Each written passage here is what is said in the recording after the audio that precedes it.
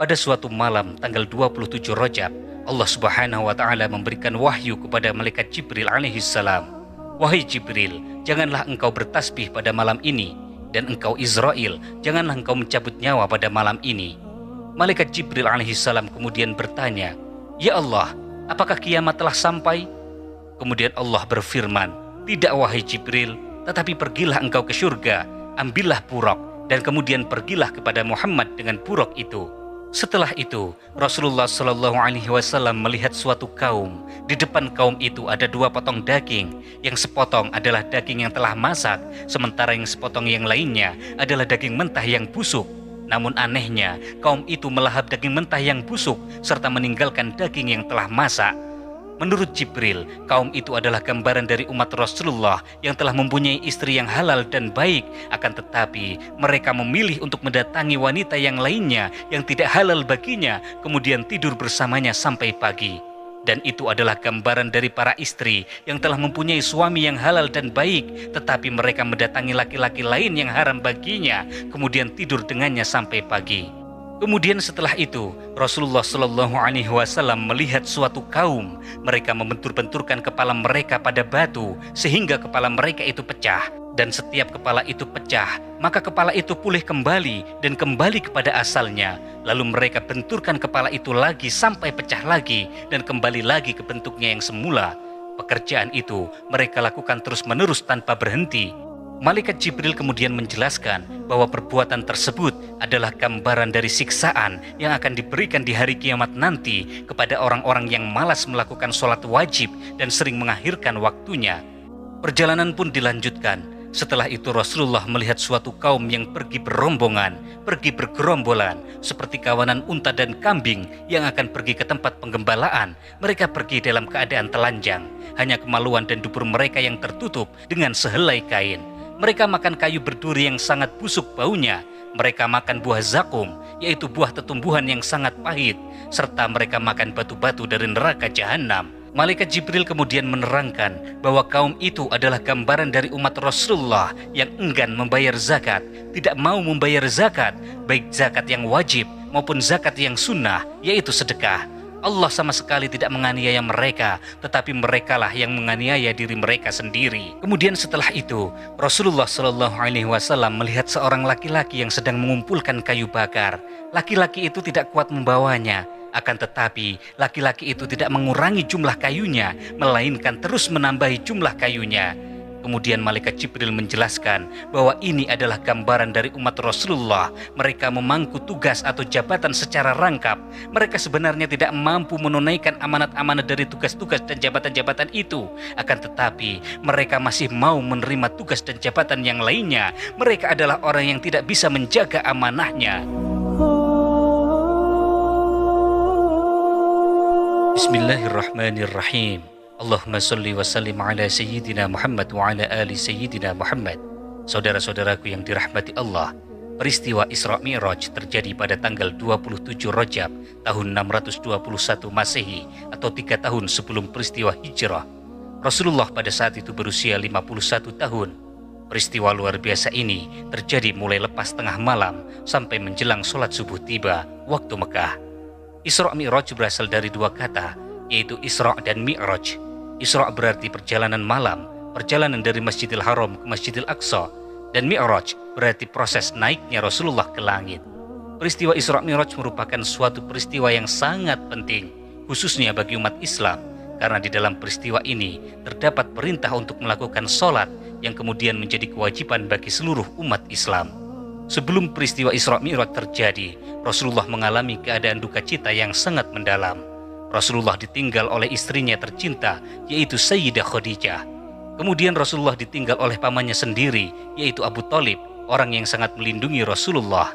Karena ditinggalkan kedua orang yang sangat disayang itu, membuat Rasulullah berduka cita yang amat mendalam. Karena itulah Allah kemudian menghibur Rasulullah dengan cara memperjalankan beliau sampai ke langit untuk bertemu dengan Allah Subhanahu wa Ta'ala. Lalu bagaimana detail perjalanan dalam Isra Mi'raj? Apa saja peristiwa yang dialami oleh Rasulullah? Siapa saja yang ditemui oleh Rasulullah? Lalu bagaimanakah kisah lengkap perjalanan Isra Mi'raj dari awal sampai akhir yang belum pernah kita dengar sebelumnya? Tonton video ini sampai selesai supaya tidak tersesat. Sambil melanjutkan video ini, silakan tuliskan hajat dan doa Anda di kolom komentar supaya hajat dan doa itu bisa kita aminkan bersama-sama. Semoga semua hajat baik itu diridhai Allah dan dikabulkan di tahun ini. Berikan like pada video ini supaya konten dakwah Islami semakin populer. Bagikan video ini sebagai jalan dakwah Anda kepada keluarga dan juga orang-orang di sekitar Anda. Semoga semua itu dinilai sebagai pahala jariah oleh Allah Subhanahu wa Ta'ala. Amin amin ya Rabbal Alamin. Saudara-saudaraku yang dirahmati Allah, pada suatu malam tanggal 27 Rajab, Allah Subhanahu wa Ta'ala memberikan wahyu kepada malaikat Jibril alaihissalam. Wahai Jibril, janganlah engkau bertasbih pada malam ini, dan engkau Israel, janganlah engkau mencabut nyawa pada malam ini. Malaikat Jibril alaihissalam kemudian bertanya, "Ya Allah, apakah kiamat telah sampai?" Kemudian Allah berfirman, "Tidak wahai Jibril, tetapi pergilah engkau ke surga, ambillah buraq, dan kemudian pergilah kepada Muhammad dengan buraq itu." Kemudian malaikat Jibril pergi ke surga, tempat di mana buraq berada. Kemudian malaikat Jibril menemukan jutaan buraq di taman surga. Setiap buraq memiliki mahkota di keningnya, bertuliskan kalimah, "La ilaha illallah, Muhammadur Rasulullah." Tiada Tuhan selain Allah dan Muhammad utusan Allah.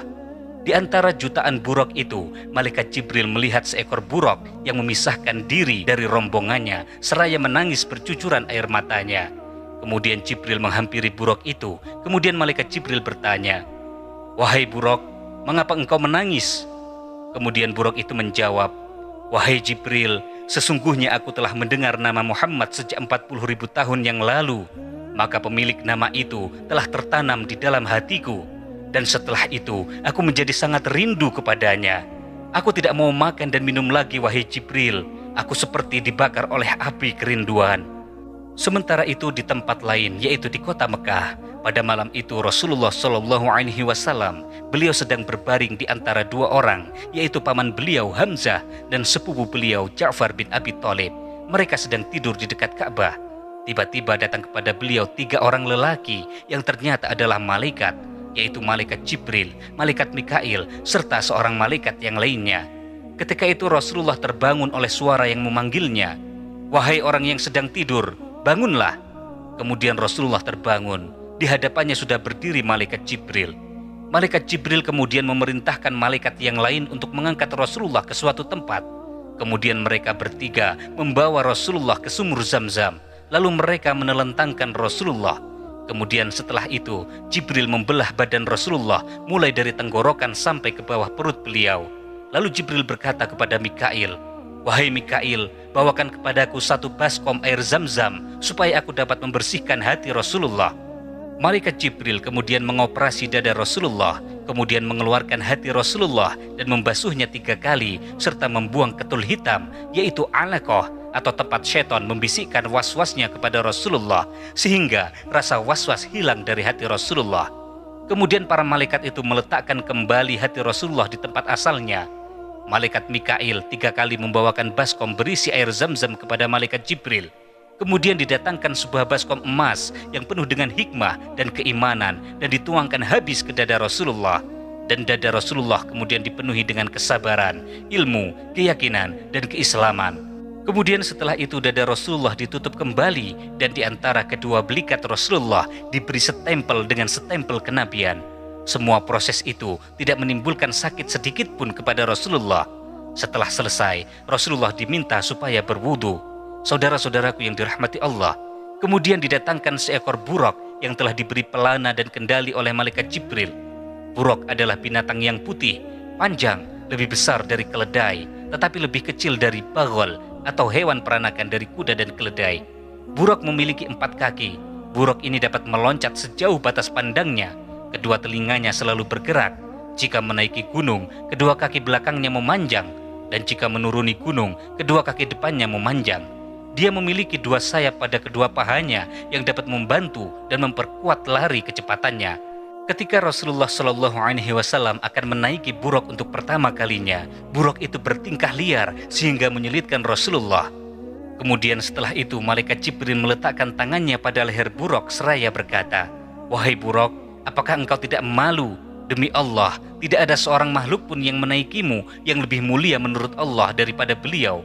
Mendengar itu, Buraq menjadi malu. Kemudian ia berbaring dengan tenang sehingga Rasulullah dapat menaikinya.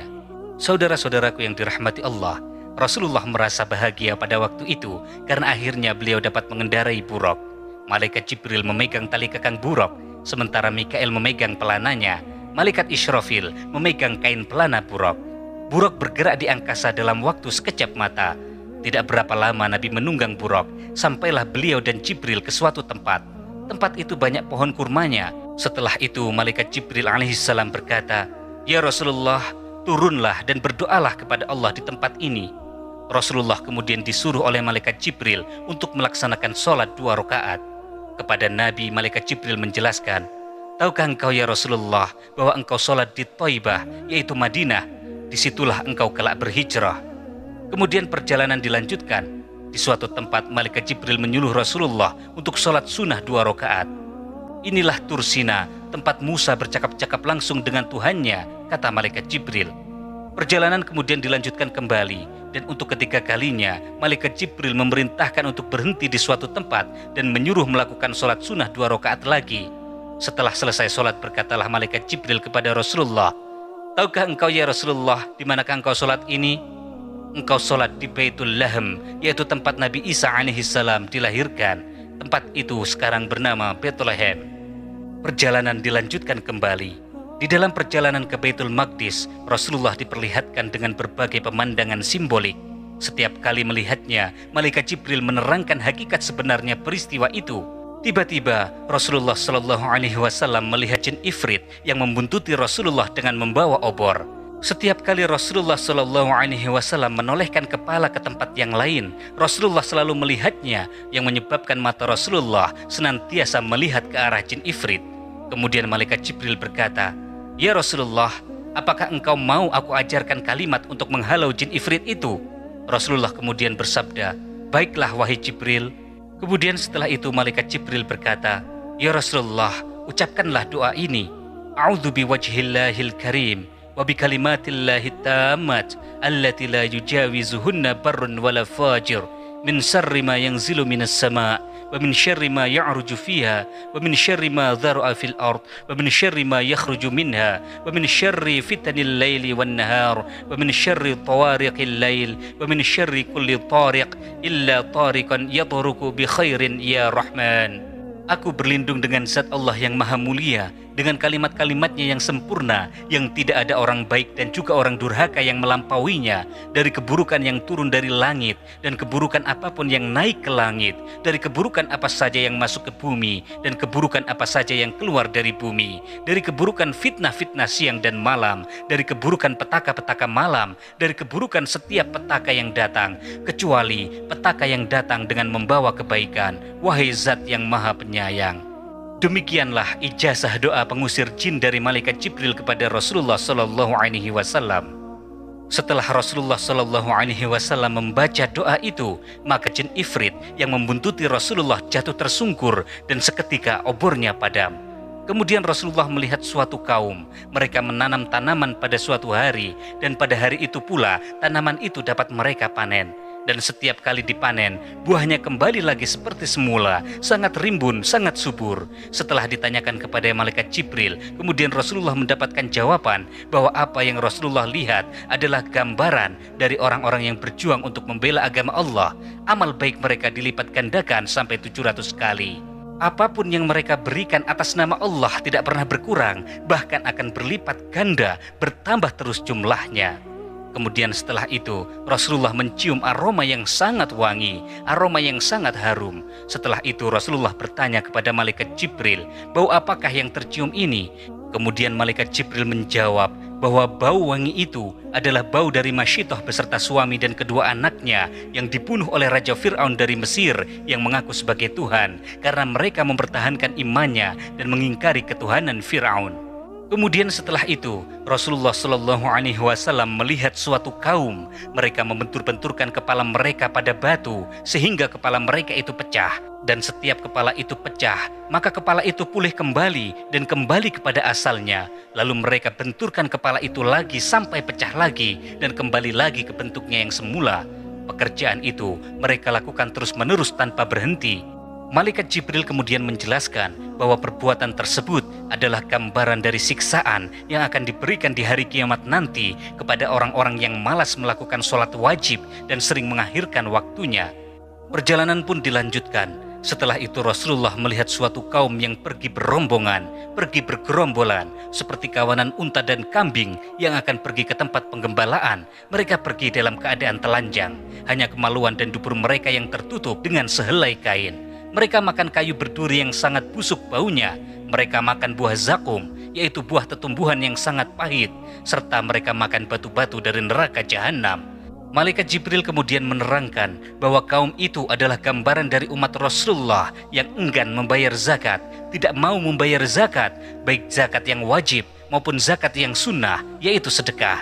Allah sama sekali tidak menganiaya mereka, tetapi merekalah yang menganiaya diri mereka sendiri. Setelah itu, Rasulullah SAW melihat suatu kaum. Di depan kaum itu ada 2 potong daging. Yang sepotong adalah daging yang telah masak, sementara yang sepotong yang lainnya adalah daging mentah yang busuk. Namun anehnya, kaum itu melahap daging mentah yang busuk serta meninggalkan daging yang telah masak. Menurut Jibril, kaum itu adalah gambaran dari umat Rasulullah yang telah mempunyai istri yang halal dan baik, akan tetapi mereka memilih untuk mendatangi wanita yang lainnya yang tidak halal baginya, kemudian tidur bersamanya sampai pagi. Dan itu adalah gambaran dari para istri yang telah mempunyai suami yang halal dan baik, tetapi mereka mendatangi laki-laki lain yang haram baginya, kemudian tidur dengannya sampai pagi. Na'udzubillah min dzalik. Kemudian setelah itu, Rasulullah melihat sebuah kayu yang melintang di tengah jalan. Kayu itu sangat tajam, sehingga tidak ada pakaian atau lainnya yang lewat di atasnya, kecuali kayu itu pasti akan merobeknya. Malaikat Jibril alaihissalam kemudian menjelaskan, keadaan tersebut adalah gambaran dari umat Rasulullah yang suka duduk-duduk di jalanan, sehingga mengganggu kelancaran lalu lintas. Setelah menjawab pertanyaan Rasulullah, kemudian Malaikat Jibril membaca Quran Surat Al-A'raf ayat 86 yang antara lain berbunyi sebagai berikut. Dan janganlah kamu duduk di tiap-tiap jalan dengan menakut-nakuti dan menghalang-halangi orang yang beriman dari jalan Allah. Saudara-saudaraku yang dirahmati Allah, setelah itu Rasulullah melihat laki-laki yang berenang di sungai darah dengan menelan batu. Jibril kemudian menjelaskan, ini adalah gambaran dari orang yang memakan riba. Na'udzubillah min dzalik. Kemudian setelah itu, Rasulullah SAW melihat seorang laki-laki yang sedang mengumpulkan kayu bakar. Laki-laki itu tidak kuat membawanya, akan tetapi laki-laki itu tidak mengurangi jumlah kayunya, melainkan terus menambahi jumlah kayunya. Kemudian Malaikat Jibril menjelaskan bahwa ini adalah gambaran dari umat Rasulullah. Mereka memangku tugas atau jabatan secara rangkap. Mereka sebenarnya tidak mampu menunaikan amanat-amanat dari tugas-tugas dan jabatan-jabatan itu. Akan tetapi mereka masih mau menerima tugas dan jabatan yang lainnya. Mereka adalah orang yang tidak bisa menjaga amanahnya. Kemudian setelah itu, Rasulullah melihat kaum yang mengguntingi lidah dan bibir mereka dengan gunting besi. Setiap kali lidah dan bibir mereka digunting, maka lidah dan bibir itu kembali seperti sedia kala. Mereka melakukan itu terus-menerus tanpa berhenti. Ini adalah ibarat dari tukang-tukang khutbah yang kemudian dari khutbahnya menimbulkan fitnah, yaitu tukang-tukang khutbah dari umat Nabi Muhammad yang menghutbahkan apa yang mereka sendiri tidak melakukannya. Rasulullah kemudian melihat kaum yang mempunyai kuku-kuku dari logam. Mereka mencakari muka dan dada mereka dengan kuku itu. Ini adalah gambaran dari orang-orang yang senang menggunjing orang lain dan melencehkan kehormatan orang lain. Kemudian setelah itu, Rasulullah melihat sapi jantan yang besar. Ia keluar dari lubang yang sangat kecil. Sapi itu ingin masuk kembali ke dalam lubang tempat ia keluar, akan tetapi sapi itu tidak dapat masuk. Kemudian Malaikat Jibril menjelaskan, ini adalah gambaran dari orang yang mengucapkan omongan yang besar, kemudian dia menyesalinya, tetapi tidak dapat menarik kembali omongan tersebut. Tiba-tiba setelah itu, ada seseorang yang memanggil Rasulullah dari arah kanan. Wahai Muhammad, lihatlah aku akan meminta kepadamu. Rasulullah tidak menjawab panggilan itu. Kemudian Malaikat Jibril menerangkan kepada Rasulullah, panggilan itu adalah panggilan dari orang-orang Yahudi. Jika saja engkau memenuhi panggilan itu, maka banyak kalangan dari umatmu yang akan menjadi umat Yahudi. Kemudian Rasulullah mendengar panggilan dari arah kiri. Wahai Muhammad, lihatlah aku akan meminta kepadamu. Rasulullah tidak menjawab. Kemudian Malaikat Jibril alaihissalam menjelaskan, wahai Muhammad, panggilan tadi adalah panggilan dari orang-orang Nasrani. Jika engkau menjawab seruan itu tadi, maka umatmu akan banyak yang menjadi Nasrani. Kemudian setelah itu, Rasulullah melihat seorang wanita. Ia terbuka kedua lengan bawahnya. Kemudian ia memakai segala macam perhiasan. Wanita itu berkata, "Wahai Muhammad, lihatlah aku akan meminta kepadamu." Kemudian Rasulullah tidak menolehnya. Setelah itu malaikat Jibril menjelaskan bahwa itu adalah dunia. Jika engkau memenuhi panggilannya wahai Muhammad, maka umatmu lebih mementingkan dunia daripada akhirat. Kemudian setelah itu, Rasulullah bertemu dengan seorang tua yang mengajak beliau untuk menyimpang dari jalan yang akan dilaluinya sambil berkata, "Kemarilah wahai Muhammad, jalanmu lewat sini." Kemudian malaikat Jibril berkata, "Terus lurus wahai Muhammad." Rasulullah kemudian bersabda kepada malaikat Jibril, "Siapakah dia?" Kemudian malaikat Jibril menjawab, "Dia adalah iblis, musuh Allah yang menginginkan agar engkau cenderung kepadanya." Kemudian Rasulullah bertemu dengan seorang wanita tua di pinggir jalan. Wanita itu memanggil Rasulullah, "Wahai Muhammad, lihatlah aku akan meminta kepadamu." Malaikat Jibril kemudian menjelaskan bahwa wanita tua itu adalah gambaran dari umur dunia yang tidak lagi tersisa kecuali seperti sisa umur dari wanita tua itu. Saudara-saudaraku yang dirahmati Allah, setelah menyaksikan berbagai pemandangan simbolik itu, akhirnya mereka sampai di Baitul Maqdis. Kemudian Rasulullah mengikat buruk itu sebagaimana yang biasa dilakukan oleh para nabi. Nabi Muhammad kemudian memasuki puing-puing kuil Sulaiman. Di sana telah menanti satu jamaah. Rasulullah menemukan kuil itu penuh dengan malaikat yang menanti beliau. Lalu juga dilihatnya arwah para nabi sejak Nabi Adam sampai dengan Nabi Isa alaihissalam. Rasulullah kemudian bertanya kepada malaikat Jibril, "Siapakah mereka?" Malaikat Jibril kemudian menjawab, "Mereka adalah saudaramu di antara para nabi, dan para malaikat ini adalah para pemimpin seluruh malaikat di surga." Malaikat Jibril kemudian berkata, "Ya Rasulullah, orang yang paling mulia dalam pandangan Allah lah yang memimpin sholat." Setelah itu, malaikat Jibril membawa Rasulullah ke depan untuk menjadi imam sholat berjamaah. Rasulullah kemudian menjadi imam sholat berjamaah sebanyak 2 rakaat. Seluruh nabi dan malaikat mengikutinya. Setelah selesai sholat bersama para nabi, Rasulullah keluar dari Masjidil Aqsa. Kemudian Rasulullah berkata kepada Jibril, "Wahai Jibril, aku merasa haus." Kemudian malaikat Jibril membawakan untuk Rasulullah semangkuk susu dan semangkuk arak. Ternyata Rasulullah memilih susu. Lalu malaikat Jibril berkata, "Engkau telah memilih fitrah ya Muhammad. Benar, engkau telah memilih air susu adalah lambang kesucian, dan seandainya engkau mengambil minuman keras, niscaya akan tersesatlah engkau dan umatmu." Saudara-saudaraku yang dirahmati Allah, setelah selesai menunaikan ibadah di Baitul Maqdis, kemudian didatangkan sebuah tangga surga yang kemudian dipancangkan di atas batu. Batu pijakan Rasulullah saat akan Mi'raj itu disebut dengan Sakhrah al-Muqaddasah atau batu yang disucikan. Rasulullah Shallallahu Alaihi Wasallam belum pernah melihat sesuatu yang lebih indah daripada tangga yang dilihatnya itu. Tangga Mi'raj itu dibuat dari emas dan perak berlapis mutiara. Tangga itu menjulang dari Baitul Maqdis ke langit dunia. Di sebelah kanannya ada 400.000 malaikat. Di sebelah kirinya ada 400.000 malaikat. Di depannya ada 1.000 malaikat. Dan di belakangnya ada 1.000 malaikat. Setelah itu, malaikat Jibril menaikkan Rasulullah ke tangga. Jarak antara anak tangga sejauh perjalanan 40 tahun. Perjalanan Mi'raj mula-mula memasuki langit dunia. Ketika naik ke langit, Rasulullah melihat keindahan yang belum pernah beliau lihat sebelumnya. Malaikat Jibril membawa Nabi hingga tiba di depan pintu langit yang disebut pintu Hafazah atau pintu langit dunia. Di pintu itu ada malaikat penjaga yang disebut Ismail. Malaikat Ismail memiliki 12.000 pembantu dan setiap pembantu memiliki 12.000 pesuruh. Di langit pertama, malaikat Jibril alaihissalam meminta agar dibukakan pintu.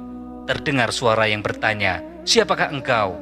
Kemudian malaikat Jibril menjawab, "Jibril."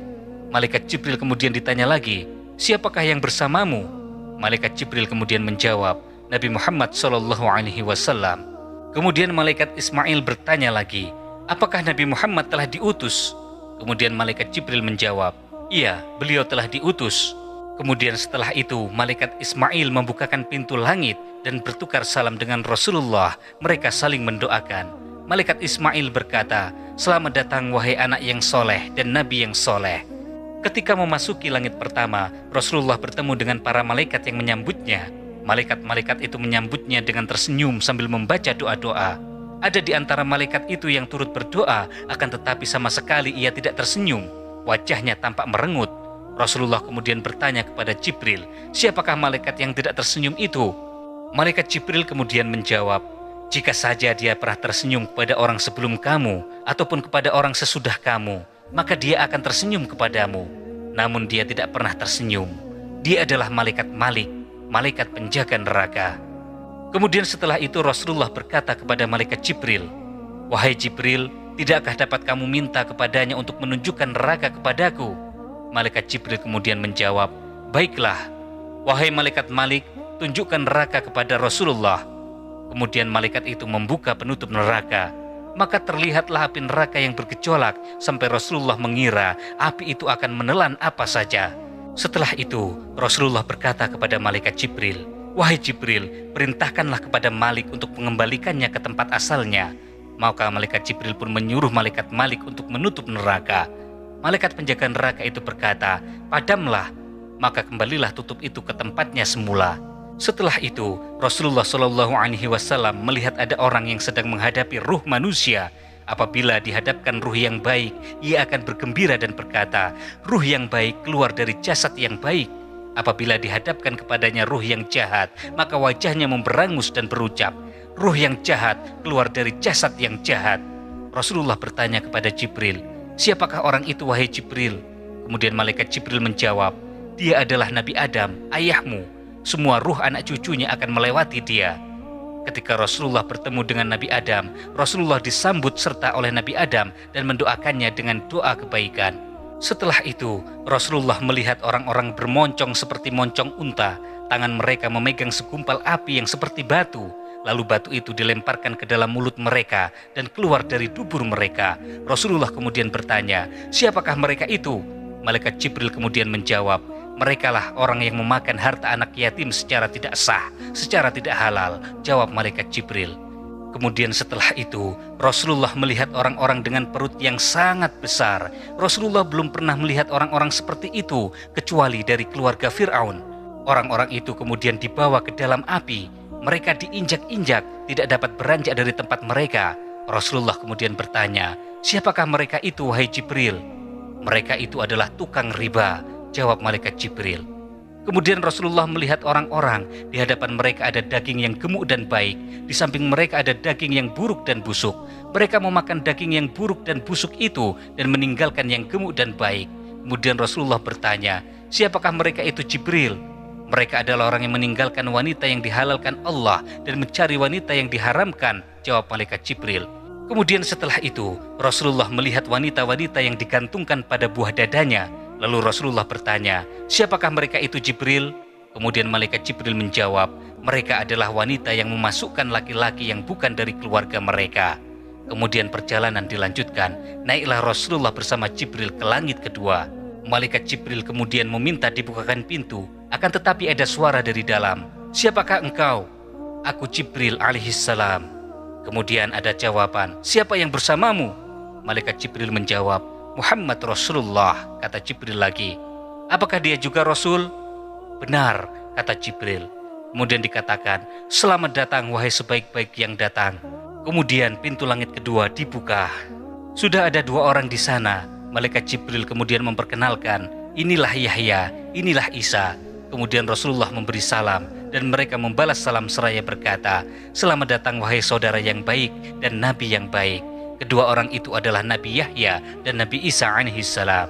Kemudian setelah itu, naiklah Rasulullah bersama malaikat Jibril ke langit yang ketiga. Sesampainya di langit ketiga, malaikat Jibril meminta dibukakan pintu. Maka ditanya, siapakah itu? Aku Jibril alaihissalam. Siapa juga yang bersamamu wahai Jibril? Muhammad. Apakah dia juga seorang Rasul? Benar. Selamat datang wahai sebaik-baik yang datang. Kemudian pintu langit ketiga dibuka. Di langit yang ketiga, Rasulullah bertemu dengan seorang laki-laki. Wajahnya bagai bulan purnama yang bersinar. Rasulullah bertanya kepada malaikat Jibril, siapakah itu wahai malaikat Jibril? Kemudian malaikat Jibril menjawab, ini adalah saudaramu Yusuf bin Ya'qub. Rasulullah SAW kemudian memberikan salam kepada Nabi Yusuf alaihissalam. Nabi Yusuf membalas salamnya lalu berkata, selamat datang wahai saudara yang soleh dan Nabi yang soleh. Selanjutnya, Rasulullah bersama malaikat Jibril naik ke langit yang keempat. Di langit yang keempat, Nabi Jibril kembali meminta dibukakan pintu. Kemudian dari dalam ada suara, "Siapakah itu?" "Aku adalah Jibril," kata malaikat Jibril. "Siapa yang bersamamu, wahai Jibril?" "Muhammad." "Apakah dia juga seorang Rasul?" "Benar." "Selamat datang, wahai sebaik-baik yang datang." Lalu dibukakan pintu langit keempat. Setelah itu, Rasulullah diperkenalkan kepada Nabi Idris alaihissalam. "Ya Rasulullah, ini adalah Idris alaihissalam." Kemudian Rasulullah memberi salam dan Nabi Idris menjawab salam sambil mengucapkan, "Selamat datang wahai saudara yang soleh dan Nabi yang soleh." Perjalanan kemudian diteruskan. Rasulullah bersama malaikat Jibril naik ke langit yang kelima. Kemudian sesampainya di langit yang kelima, malaikat Jibril meminta dibukakan pintu. Dari dalam ada suara, "Siapakah itu?" "Aku adalah Jibril." "Siapakah yang bersamamu?" "Dia adalah Muhammad Rasulullah." "Apa dia juga seorang Rasul?" "Benar." "Selamat datang wahai sebaik-baik yang datang," kata suara itu. Kemudian pintu langit kelima dibuka. Di langit yang kelima, Rasulullah menjumpai seorang kakek yang rambutnya putih, jenggotnya putih dan tebal.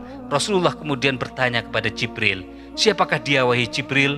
Malaikat Jibril kemudian menjawab, "Ini adalah orang yang sangat dicintai kaumnya. Dia adalah Harun bin Imran." Kemudian setelah itu, Rasulullah dan malaikat Jibril naik ke langit yang keenam. Malaikat Jibril kembali meminta dibukakan pintu. "Siapakah itu?" kata suara dari dalam. "Aku adalah Jibril." "Siapa pula yang bersamamu?" "Dia adalah Muhammad." "Apakah dia juga seorang Rasul?" "Benar," kata Jibril. Kemudian pintu dibuka. "Selamat datang wahai sebaik-baik yang datang." Di langit yang keenam itu, Rasulullah bertemu dengan Nabi Musa alaihissalam. Beliau seorang lelaki yang tinggi kurus dan berambut ikal. Nabi bertanya kepada malaikat Jibril, "Siapakah dia wahai Jibril?" Malaikat Jibril kemudian menjawab, "Dia adalah saudaramu, Musa bin Imran." Rasulullah kemudian memberi salam kepada Nabi Musa. Nabi Musa segera menjawab, "Selamat datang wahai saudaraku dan nabiku yang soleh." Ketika Rasulullah dan malaikat Jibril hendak melanjutkan perjalanan, Nabi Musa menangis. Kemudian ditanyakan kepadanya, "Mengapa engkau menangis wahai Musa?" Nabi Musa kemudian berkata, "Aku menangis karena seseorang telah diutuskan sesudahku dan ternyata umatnya yang masuk surga lebih banyak daripada umatku." Selanjutnya Rasulullah bersama malaikat Jibril naik ke langit yang ketujuh. Sesampainya di langit yang ketujuh, malaikat Jibril meminta dibukakan pintu. Kemudian ditanya lagi, "Siapakah di situ?" "Aku Jibril alaihissalam." Kemudian ada suara dari dalam, "Siapa juga yang bersamamu?" Malaikat Jibril kemudian menjawab, "Muhammad sallallahu alaihi wasallam." "Apakah dia juga seorang Rasul?" "Benar." "Selamat datang wahai sebaik-baik yang datang," kata suara dari dalam. Kemudian pintu dibukakan. Ketika berada di langit yang ketujuh, Rasulullah melihat seseorang pria, wajahnya mirip dengan wajahnya. Ia sedang bersandar di Baitul Makmur, dihadapi oleh beberapa kaumnya. Di Baitul Makmur, setiap hari masuk 70.000 malaikat. Rasulullah belum pernah melihat pria yang mirip dengan beliau. Rasulullah kemudian bertanya kepada malaikat Jibril, "Siapakah pria itu wahai Jibril?" Kemudian malaikat Jibril menjawab, "Dia adalah ayah Anda, Nabi Ibrahim alaihissalam." Mereka kemudian memberi salam kepadanya dan Nabi Ibrahim membalas salamnya sambil berkata, "Selamat datang wahai anak yang soleh dan Nabi yang soleh." Kepada Rasulullah, Nabi Ibrahim bersabda, "Engkau akan berjumpa dengan Allah pada malam ini. Umatmu adalah umat terakhir dan terlalu dhaif, maka berdoalah untuk umatmu." Nabi Ibrahim kemudian berpesan, "Anjurkan umatmu untuk memperbanyak tanaman di surga."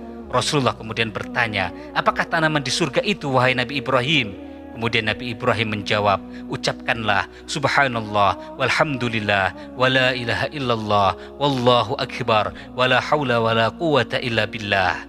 Saudara-saudaraku yang dirahmati Allah, langit ketujuh adalah tempat orang-orang yang adil dengan malaikat-malaikat yang lebih besar daripada bumi ini seluruhnya. Malaikat-malaikat itu mempunyai 70.000 kepala.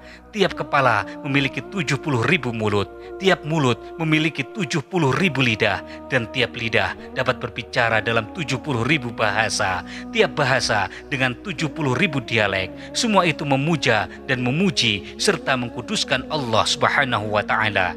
Setelah melihat beberapa peristiwa lain yang ajaib, Rasulullah dan malaikat Jibril kemudian mereka masuk ke Baitul Makmur. Mereka kemudian menjalankan sholat. Kemudian malaikat Jibril membawa Rasulullah ke surga.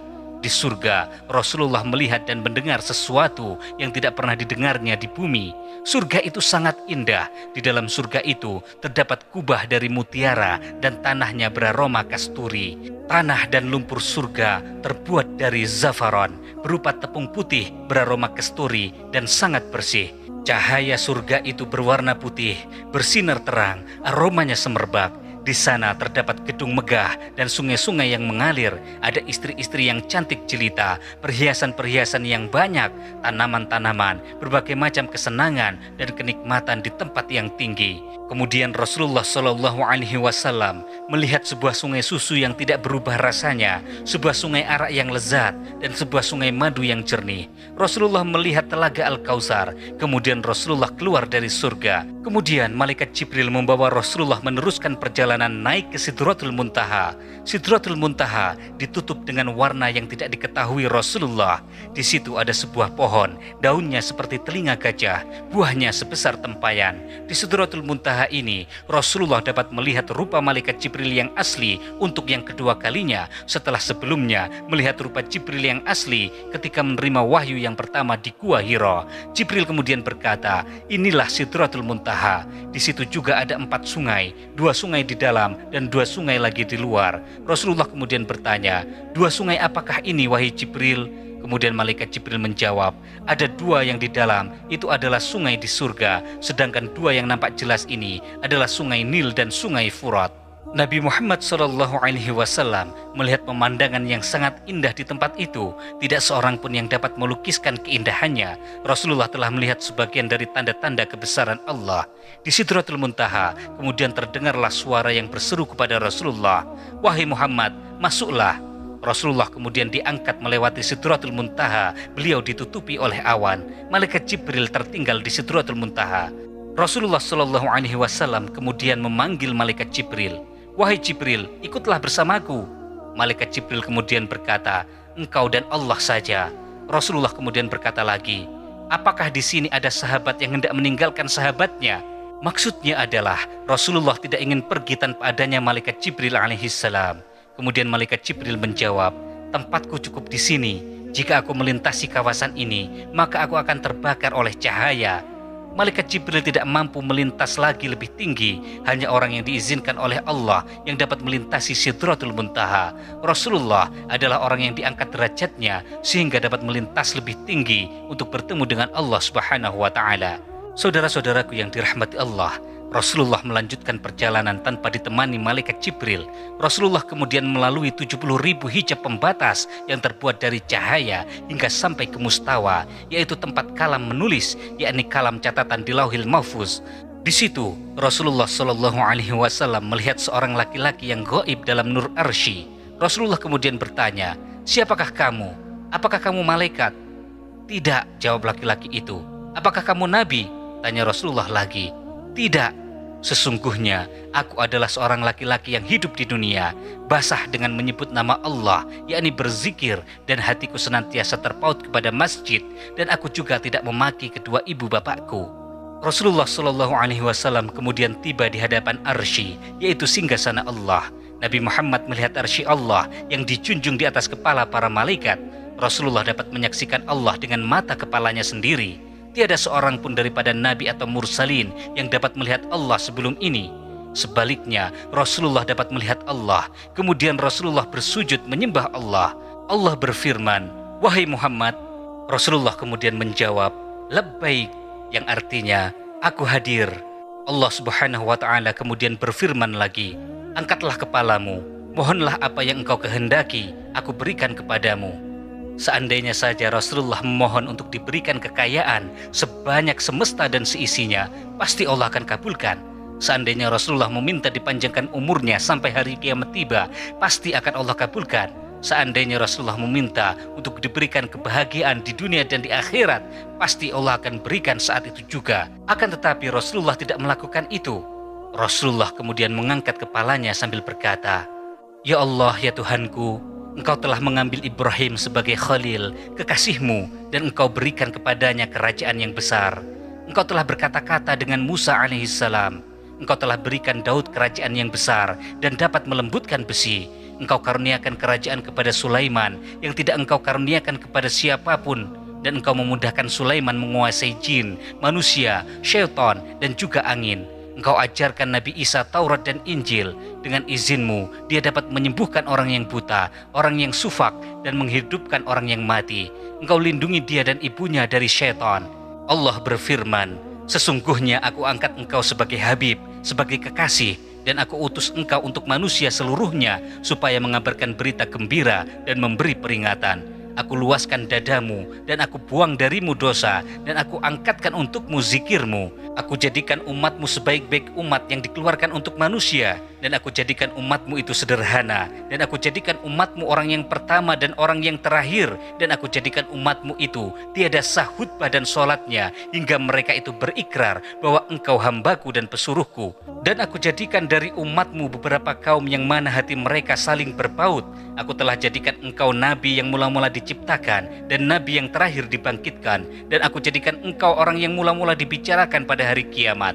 Dan aku berikan engkau 7 ayat yang diulang-ulang bacaannya dalam sholat, yaitu surat Al-Fatihah, yang tidak aku karuniakan kepada siapapun sebelummu.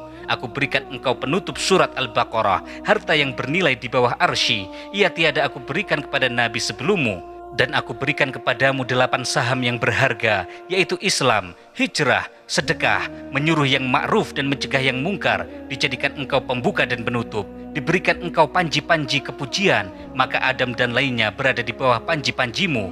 Dan sesungguhnya pada hari aku menjadikan 7 petala langit dan bumi, aku fardukan ke atasmu dan umatmu 50 waktu sholat, maka dirikanlah ia. Setelah selesai bermunajat kepada Allah Subhanahu wa Ta'ala, Rasulullah Shallallahu Alaihi Wasallam kembali turun untuk menemui malaikat Jibril. Kemudian malaikat Jibril membawa Rasulullah turun. Rasulullah dibawa untuk menemui Nabi Ibrahim alaihissalam. Setelah itu, Rasulullah turun ke tempat Nabi Musa alaihissalam. Nabi Musa kemudian bertanya, "Ya Rasulullah, wahai Muhammad, apa yang telah diwajibkan Allah kepada umatmu?" Kemudian Rasulullah Shallallahu Alaihi Wasallam menjawab, "Sesungguhnya Allah mewajibkan kepadaku dan kepada umatku 50 waktu sholat sehari semalam." Mendengar itu Nabi Musa kemudian berkata, "Kembalilah kepada Allah, mintalah keringanan, karena umatmu tidak akan sanggup melakukannya. Aku sendiri telah mencobanya kepada Bani Israel. Bani Israel itu badannya gagah, mereka tidak mampu melakukan amalan yang lebih sedikit daripada itu. Sedangkan umatmu lemah tubuhnya, lemah hatinya, mana mungkin mereka mampu melaksanakan tugas seberat itu." Setelah mendengar kata-kata Nabi Musa, Rasulullah kemudian melihat malaikat Jibril. Malaikat Jibril mengisyaratkan supaya Rasulullah kembali ke Sidratul Muntaha untuk menjumpai Allah, untuk diringankan apa yang telah difardukan. Rasulullah Shallallahu Alaihi Wasallam kemudian kembali kepada Allah, lalu beliau bersujud kepada Allah dan berkata, "Ya Allah, ringankanlah terhadap umatku apa yang telah diperintahkan olehmu. Sesungguhnya umatku adalah umat yang dhaif." Allah Subhanahu wa Ta'ala kemudian berfirman, "Sesungguhnya telah kukurangkan untuk umatmu itu 5 waktu sholat." Sholat yang tadinya diwajibkan 50 kali sehari dikurangi menjadi 45 kali saja. Rasulullah kemudian kembali menemui Nabi Musa. Rasulullah berkata kepada Nabi Musa, "Wahai Musa, sesungguhnya Allah sudah mengurangkan untukku 5 waktu sholat." Mendengar itu Nabi Musa menjawab, "Wahai Muhammad, umatmu tidak akan sanggup menunaikan sholat sebanyak itu. Karena itu kembalilah kepada Allah, mintalah keringanan." Setelah itu Rasulullah Shallallahu Alaihi Wasallam kemudian kembali menemui Allah. Beliau berulang-ulang pergi antara kepada Allah dan kepada Nabi Musa, sehingga akhirnya Allah Subhanahu Wa Ta'ala berfirman, "Wahai Muhammad, sesungguhnya aku wajibkan kepadamu dan kepada umatmu hanya 5 waktu sholat sehari semalam.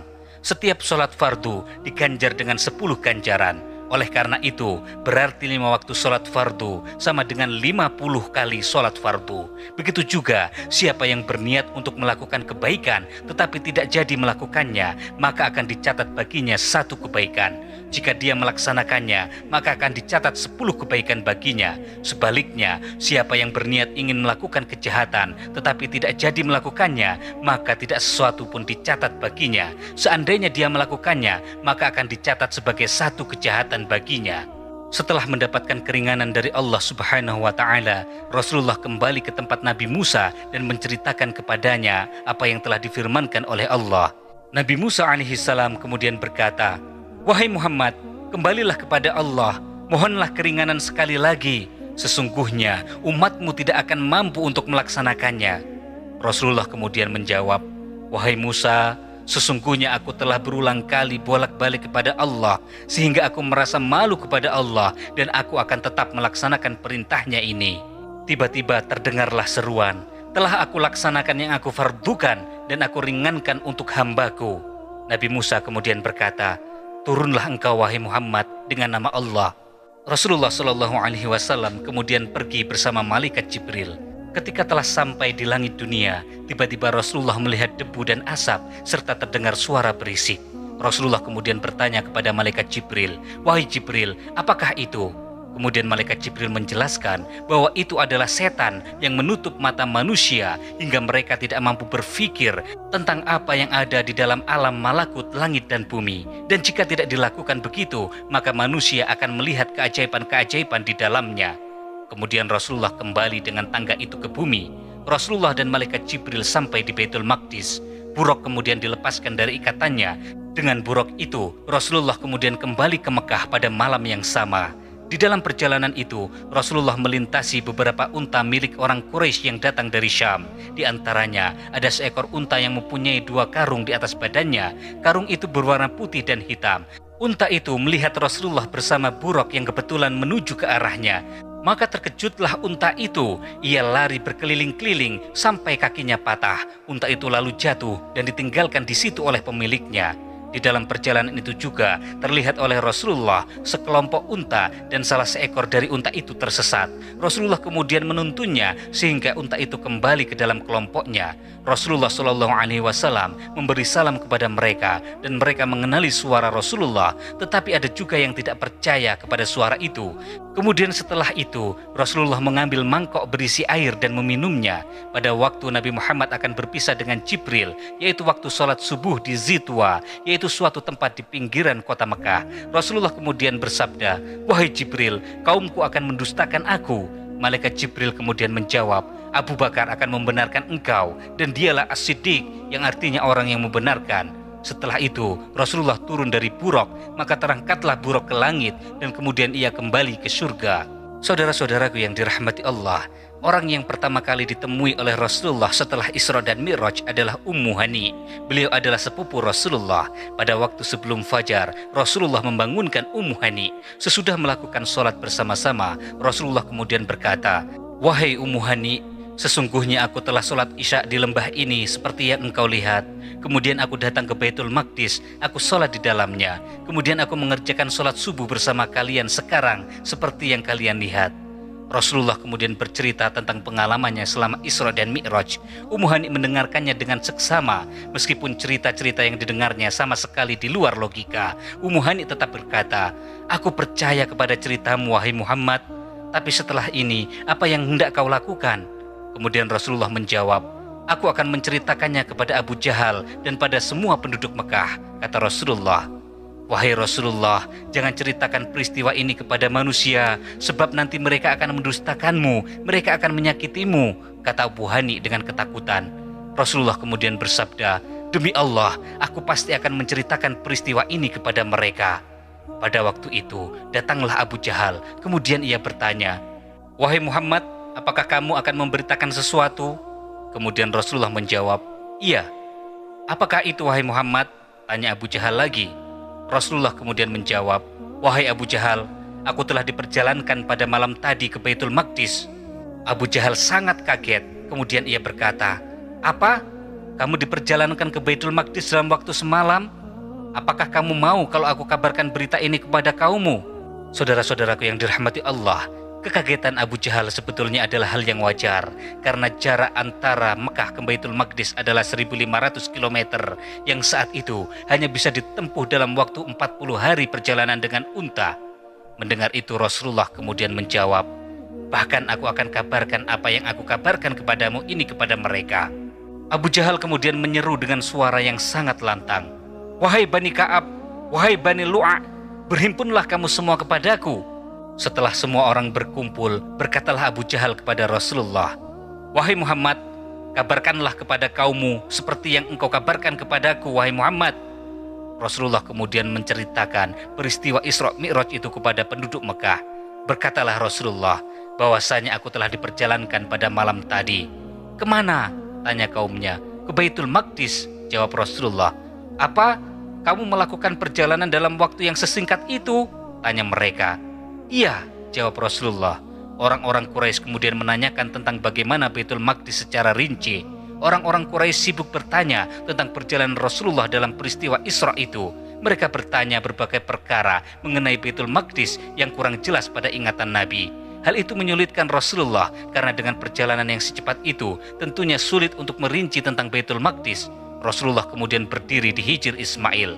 Allah kemudian memperlihatkan kepada Rasulullah dari jauh sehingga Rasulullah mampu melihat Baitul Maqdis. Kemudian Rasulullah memberitahukan kepada mereka tentang tiang-tiang dari apa yang dilihatnya itu. Walau bagaimana sekalipun bentuk pertanyaan yang diajukan kepadanya, Rasulullah tetap dapat menceritakan kepada mereka secara detail, secara lengkap dan teliti. Walaupun Rasulullah sudah bercerita sedemikian rupa terhadap mereka, tetapi mereka masih tidak mempercayainya dengan perjalanan Rasulullah ke Baitul Maqdis dalam waktu yang sangat cepat itu. Hal itu kemudian menimbulkan kesangsian dan juga keraguan pada beberapa orang pengikut Rasulullah. Tidak sedikit mereka yang sudah Islam kemudian berbalik menjadi murtad. Mereka yang masih menyaksikan hal itu lalu mendatangi Abu Bakar dan keterangan yang diberikan Rasulullah itu dijadikan bahan pembicaraan. Kalian dusta, kata Abu Bakar. Benar, kata mereka, dia di masjid sedang berbicara dengan banyak orang. Abu Bakar kemudian berkata, jika yang mengatakan Rasulullah, maka itu adalah semua hal yang benar dan aku percaya kepadanya.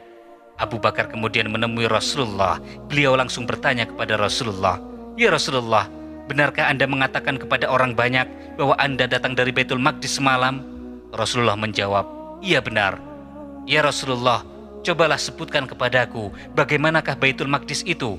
Aku sudah pernah pergi ke sana. Seketika itu juga gambaran tentang Baitul Maqdis tampak jelas di depan mata Rasulullah, sehingga Rasulullah dapat menyebutkan bagian-bagian dari bangunan masjid itu. Kemudian Abu Bakar berkata, Anda tidak berdusta ya Rasulullah. Aku bersaksi Anda benar-benar utusan Allah. Tiap Abu Bakar mendengar bagian-bagian Baitul Maqdis disebutkan, ia mengucapkan berulang-ulang kepada Rasulullah, Anda benar ya Rasulullah, Anda benar. Sejak itu Abu Bakar diberi gelar As-Siddiq, yang berarti amat membenarkan, orang yang membenarkan. Walaupun demikian, banyak dari mereka yang masih tidak percaya, sehingga mereka masih meminta bukti dari Rasulullah. Seperti diriwayatkan oleh Ibnu Ishaq dari Ummu Hani binti Abu Thalib, Rasulullah bersabda, tadi malam aku melewati kafilah Bani Fulan di sebuah lembah. Binatang yang aku tunggangi mengejutkan mereka, sehingga ada seekor di antara unta mereka terpeleset jatuh ketika itu aku sedang menuju ke Syam. Sesampainya di Dojron, aku melewati suatu kafilah lagi dan aku minum ketika mereka sedang tidur nyenyak. Sekarang mereka berada di tikungan jalan Ta'nim. Yang paling depan adalah unta coklat tua dan berpunuk dua, hitam dan ada yang belang-belang. Kemudian orang-orang itu beramai-ramai ke jalan tikungan Ta'nim. Dan ternyata kafilah itu baru tiba dengan unta yang disebutkan Rasulullah. Dan mereka bertanya tentang kejadian semalam. Ternyata sama persis seperti apa yang diceritakan oleh Rasulullah SAW. Saudara-saudaraku yang dirahmati Allah, perjalanan Isra Mi'raj merupakan perjalanan yang sangat ajaib. Sehingga ada beberapa orang yang menganggap bahwa Isra Mi'raj merupakan perjalanan dengan ruh saja tanpa jasad Rasulullah. Bahkan ada yang menganggap hal itu hanya merupakan mimpi saja. Keyakinan itu didasarkan pada perkataan Muawiyah bin Abi Sufyan ketika ia ditanya tentang peristiwa Isra Mi'raj, maka ia berkata, sungguh mimpi-mimpi dari Allah adalah benar. Ini adalah salah satu contoh pandangan awal dalam sejarah Islam bahwa peristiwa Isra Mi'raj merupakan perjalanan roh saja, bukan perjalanan secara jasad. Saudara-saudaraku yang dirahmati Allah, jika kita teliti mengenai hadis itu, pernyataan Rasulullah kemungkinan merupakan sindiran kepada orang-orang yang percaya bahwa Rasulullah melakukan Isra Mi'raj di dalam mimpi. Rasulullah bersabda, sungguh mimpi-mimpi dari Allah adalah benar. Pernyataan ini bukan berarti bahwa Rasulullah melakukan perjalanan itu di dalam mimpi, tetapi menegaskan bahwa walaupun itu benar-benar hanya mimpi, tapi mimpi dari Allah adalah nyata dan pasti benar-benar terjadi. Rasulullah juga tidak pernah menyatakan bahwa peristiwa Isra Mi'raj merupakan mimpi atau hanya perjalanan ruh saja. Banyak bukti yang menunjukkan bahwa peristiwa Isra Mi'raj merupakan perjalanan fisik. Bukti yang pertama adalah peristiwa pembedahan yang dilakukan oleh malaikat terhadap diri Rasulullah. Pembedahan itu merupakan persiapan terhadap fisik Rasulullah untuk melakukan sebuah perjalanan. Bukti lainnya adalah digunakannya buraq sebagai alat transportasi. Jika hanya ruh yang melakukan perjalanan, tentu tidak membutuhkan hewan buraq untuk melakukan perjalanan tersebut. Dan buraq ini juga disebutkan diikat di tembok buraq yang memang nyata adanya. Batu pijakan Mi'raj juga benar-benar ada dan kini dapat dilihat di dalam Masjid Kubah Batu. Bukti lainnya yaitu ketika dalam perjalanan pulang dari Isra Mi'raj, Rasulullah menyatakan bahwa ia melihat rombongan kafilah yang membawa unta. Bukti fisik itu didapati ketika ternyata benar bahwa unta itu terkejut ketika melihat buraq. Dan bukti fisik lainnya yaitu ketika didapati bahwa air minum para kafilah itu berkurang karena ternyata Rasulullah telah meminumnya. Karena itu, sebagai seorang yang beriman, maka kita harus percaya bahwa peristiwa Isra Mi'raj adalah benar-benar terjadi dengan fisik dan bukan sekedar ruh saja. Wallahu a'lam bishawab.